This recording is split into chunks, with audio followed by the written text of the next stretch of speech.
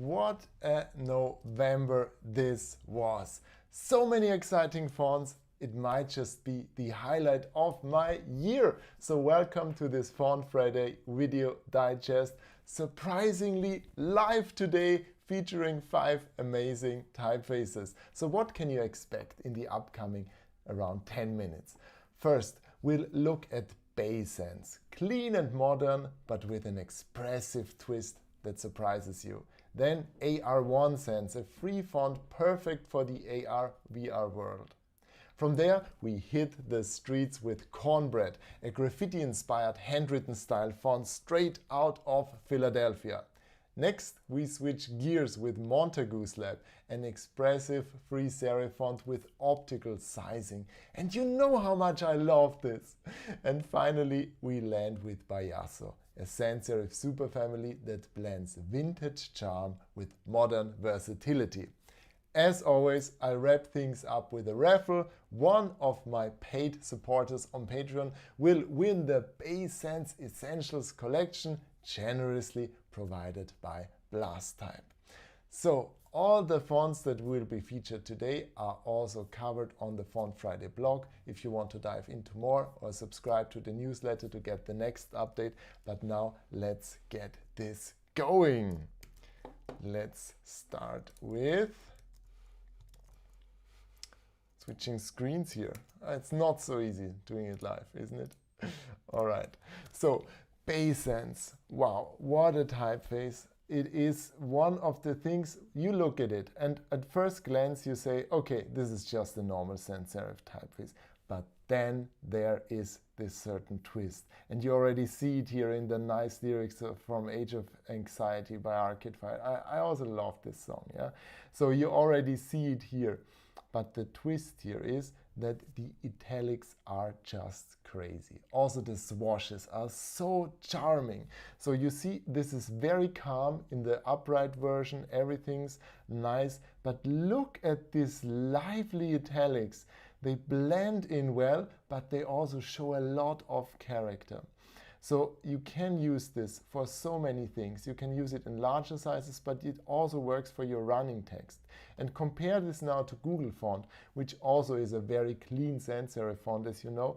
You see, this is a bit more accessible. You have the hook at the lowercase l. You also see that letter shapes are a bit more opened, also a bit wider, the proportions are wider, and you have a little contrast here. So seeing this here, the P here, you see there's a little more contrast compared to Google. So it just has much more character. Come on, look at the lowercase x. I'm speechless. I'm speechless. So everything here blends in together nicely. If you look for font pairings, always check out the Font Friday blog where you can always find this. All right. So moving on to the next one, AR1 Sans. And this is something I really find super interesting, because in a world where augmented reality and virtual reality will become more relevant, we also need to talk about typefaces. So the problem with augmented reality is it depends a lot on the resolution. And augmented reality glasses here, for example, you can only add light. You cannot remove it like with virtual reality, where you can blend the world out and you actually are inside of, you know, a dark space there, and then you see the screen. Augmented reality adds things. So you cannot set dark text on light background. You always need to make your text light. So what can you do to make this readable still? So there's a solution. This one is called AR1 Sans. And here I try to compare this. Yeah, just look at Roboto, how it here performs in a surf on a, yeah, in a situation. I'm not sure why you would use an AR set in the woods, but it's a very noisy background. So it's not that easy to read, especially the smaller sizes in medium weight. But when you compare this here to AR1 Sans, it becomes easier to read. And there are several things that play into that, because you see that not only is the spacing wider, the strokes are also sturdier and the characters are more differentiated. So taking a look at the lowercase l and I, you see it is more differentiated. And the interesting thing with AR is that there's a so-called halation effect. You have pixel loss at the end of stems and at low resolution devices, so they try to compensate for that to add these flares here.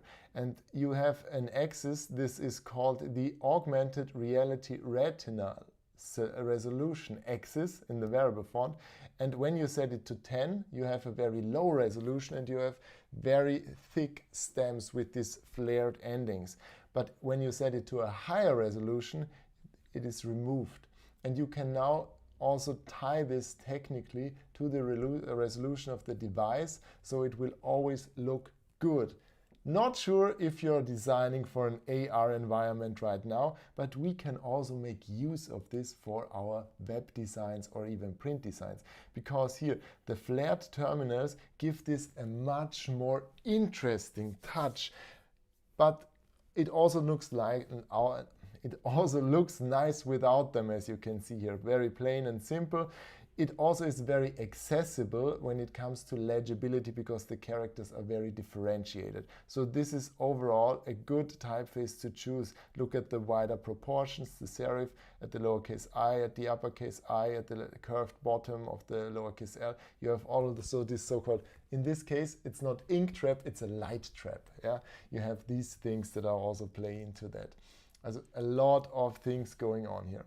All right, moving on with something very different now, which is Cornbread. And Cornbread is from the streets of Philadelphia. It's graffiti-inspired. It's based on the handwriting of the living legend Daryl Cornbread McCrae. And here's a great video linked. You see, this is really his handwriting. Take a look at the video, which is linked in the blog. And it is not, the thing here is, this is not a mural or an exciting spray painting, lettering, art piece. It is just the way he writes things. And he was one of the first people who just tagged their name around in the city just to survive the tough neighborhoods back then in the 1960s, to be famous just by being everywhere. It's a very interesting backstory. So take a look at the video. But this is a very casual, easygoing typeface. It has something cool, something like from the streets, but it's not artsy in a way, and it's also not over the top. You see, and you have various weights here. You can go from skinny, I also love the names, skinny to fat. In between you have bold. And it always mixes lower and uppercase. There are so many contextual alternates. You can see if you do not activate them, they also look nice, but if you activate them, also the exclamation mark looks different, the S looks different. So everything ties together very well, and it is technically a very well crafted typeface by Maxim Type. And what I also like here is when you turn them off, it seems a bit easier to read because it is less lively, it is less unique, so to say, because you see the characters repeat more obviously, so it's always the same characters. But once you turn them on, the words, look at the word read here, for example, the words really turn into almost like a word mark, a logo type, something like that. It feels very genuine at first sight. Of course, you will find repetitions there as well, but I really enjoy this. So this is a great typeface if you want to add a casual vibe to your web designs or to your other designs. Now, let's move to Montagu Slab, a free font again. And this free font on Google Fonts is just amazing because it has so much character. Use this for your headings, maybe for a little body text. Do not use it for functional text. Drugs work, I don't. Drugs work, but I don't. As I'm working here, I'm saying this. Is this work or is it just hanging out with you? Let's say hanging out. All right, I switched the tabs. I was so much in the flow, but now I'm off again. So this one is just very cool because you get this feeling of, you know, this letter types from the 19th century. Bold, striking, saloon, western, so very eccentric slab serif for your titles, but also for a little copy. And look how elegant it is in the very lightweights. That's so charming. It's very wide, very elegant. You have these teardrop terminals, you have this extended ear, so to say, the extended ear of the G. You see these soft transitions and this very long vertical terminals. They are very unique here. So now featuring my favorite feature, which is the optical sizing. This typeface automatically can adjust its detail and its spacing to the size it is set in when used in web design.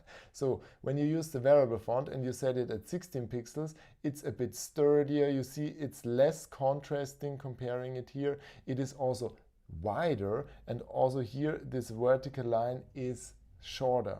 And when you set it in large sizes, 144 here for example, then everything becomes a bit narrower, looks much better. So this looks very dull in large sizes, but it looks perfect for smaller sizes. This is too delicate for smaller sizes, but it's perfect for larger sizes. And Montagu will choose the style it needs automatically, out of the box. This is just amazing. Now, closing it with Bajazzo. Bajazzo is a typeface from Vienna, close to my current location here. It's designed by Lisa Schulz and available from Schriftlabor, and I really like this one because it is also, at first sight, it seems very clean, but it has some vintage charm embaked. You can see this here. Let's go to the belly because it is inspired by a poster for the Vienna State Opera. This was the original inspiration here for this typeface. And you see this is very soft, rounded. You have this expressive R with this leg here.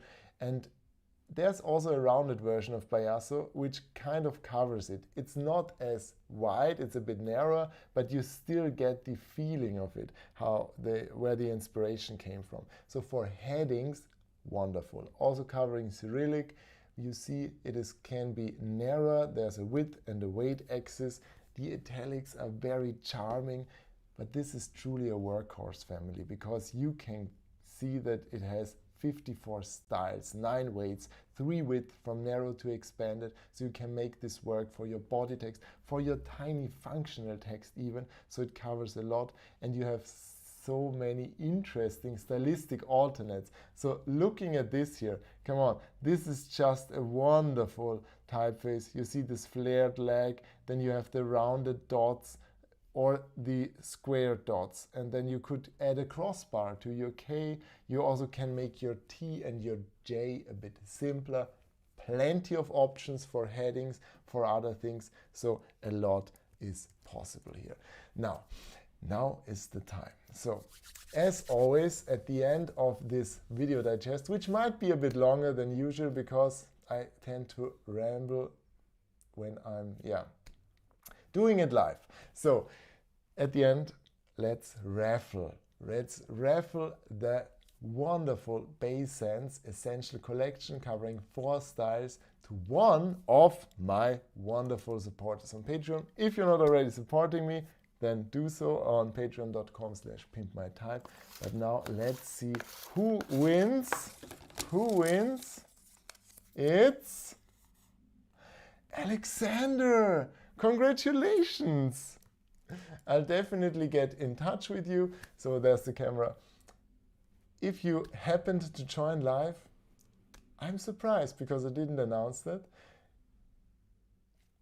Yeah. I'm very much looking forward to seeing you again this month in December for wrapping up the year. It will be in December, a bit earlier, before the holidays. So until then, I wish you all a wonderful time and see you in the next one.